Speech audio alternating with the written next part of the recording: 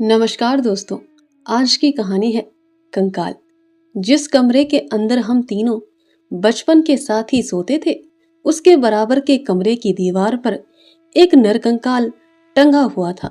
रात को हवा से उसकी हड्डियां खड़खड़ाया करती थी। हमें उन हड्डियों को दिन के वक्त में हिलाना पड़ता था। कारण था, हम लोग तब पंडित जी से मेघनाद वध काव्य तथा केबेल स्कूल के एक विद्यार्थी से हड्डियों की विद्या पढ़ा करते थे। हमारे बुजुर्ग चाहते थे कि हम लोग एकाएक सारी विद्याओं को दिमाग में उतार डालें। उनका वह लक्ष्य कहाँ तक पूरा हुआ, यह बात जो हम जानते हैं उनके सामने प्रकट करना बेकार की बात है, और जो नहीं जानते उनसे छिपा जाना ही अच्छा है। उसके बाद बहुत समय गुजर चुका था।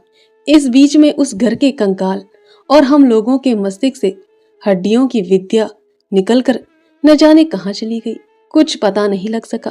थोड़े दिन पहले एक रोज रात को किसी कारण से और कहीं जगह न मिलने से उसी कमरे में सोना पड़ा जिसमें किसी जमाने में कंकाल टंगा था।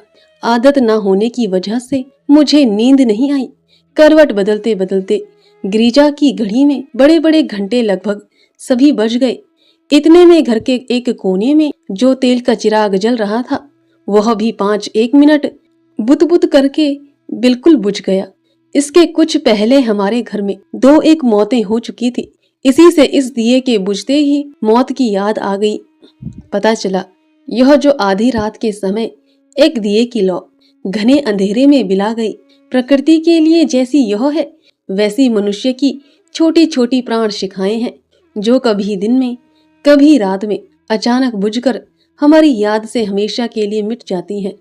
क्रमशः उस कंकाल की बात याद आ गई। उसकी जीवित हालत के विषय में कल्पना करते करते सहसा ऐसा एहसास हुआ जैसे कोई चेतन पदार्थ अंधेरे में घर में दीवार टटोलता हुआ मेरी मसहरी के चारों ओर घूम रहा हो। उसकी गहरी सांस खुद मुझे साफ साफ सुनाई देने लगी। ऐसा लगा जैसे वह कोई खोई हुई चीज ढूंढ रहा हो। मैंने निश्चित समझ लिया कि यह सब कुछ मेरे नींद से दूर गरमाए हुए मस्तिष्क की कल्पना है, और मेरे ही माथे में भन्नाता हुआ जो खून दौड़ रहा है वही पैरों की आहट की आवाज पैदा कर रहा है। किंतु फिर भी भय के मारे रोंगटे खड़े हो उठे। इन व्यर्थ के डर को जबरदस्ती दूर करने के इरादे से मैं बोल उठा, कौन है? पांवों की आहट चलती हुई मेरी मसहरी के पास आकर थम गई और एक जवाब सुनाई पड़ा, मैं हूँ। मेरा वह कंकाल कहाँ गया? उसे खोजने आई हूँ।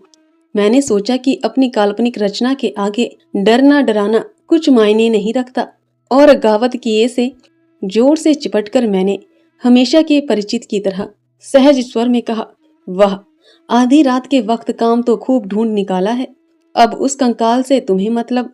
अंधेरे में मसहरी के बहुत ही निकट आकर उसने कहा, खूब कहा।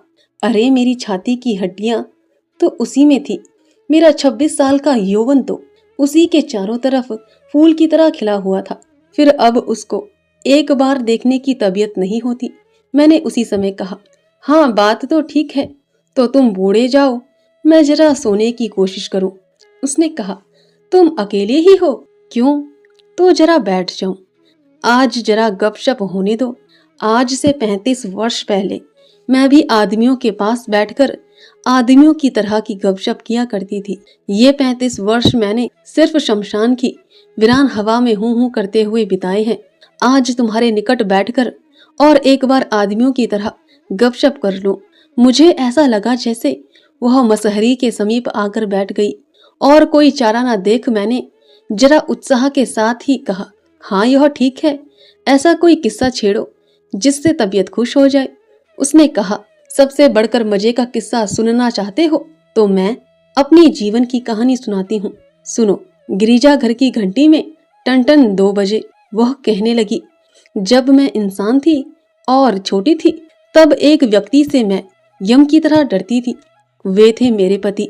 मछली को कांटे में फंसा लेने पर वह जैसे फड़फड़ाती है, मैं भी वैसे ही कुछ तड़पती थी। मुझे तब ऐसा ताज्जुब होता जैसे कोई एक बिल्कुल अजनबी आदमी स्नेह जल से भरे मेरे जन्म जलाशय से मुझे कांटे में फंसा कर खींचे लिए जा रहा। अब तो किसी तरह उसके हाथ से छुटकारा नहीं मिलने वाला था। शादी के 2 महीने पश्चात ही मेरे पति की मृत्यु हो गई। घर वालों और नाते रिश्तेदारों ने मेरी ओर बहुत कुछ शोक विलाप किया। मेरे ससुर ने बहुत से लक्षण मिलाकर सास से कहा, शास्त्रों में जिसे विषकन्या कहा गया है, मैं वही हूँ। यह बात मुझे अभी तक बिल्कुल साफ तौर से याद है। सुनते हो, कहानी कैसी लग रही है? मैंने कहा, अच्छी है। कहानी के प्रारंभ में तो बड़ा मजा आएगा। तो सुनो। आनंद से मायके लौट आई। धीरे धीरे उम्र बढ़ने लगी। लोग मुझसे छिपते थे, मगर मैं खूब अच्छी तरह जानती थी कि मुझ जैसी खूबसूरत सरलता से नहीं मिलती। क्यों, तुम्हारी क्या राय है? हो सकता है, मगर मैंने तो तुम्हें कभी देखा नहीं। मेरा उत्तर सुनते ही वह ठाका मारकर हंस पड़ी और फिर कहने लगी, देखा नहीं? क्यों, मेरा वह कंकाल? ही। मैं तुमसे उपहास कर रही हूँ। तुम्हारे सामने मैं कैसे साबित करूं कि मेरी उस आंखों की खोखली हड्डियों के भीतर कमान से खिंची हुई भौरे सी काली बड़ी बड़ी 2 आंखें थी, और उन रंगीन होठों पर जो मीठी मीठी मुस्कान थी, उसकी अब इन उथरे हुए दांतों की विकट हंसी के साथ किसी प्रकार की बराबरी नहीं हो सकती।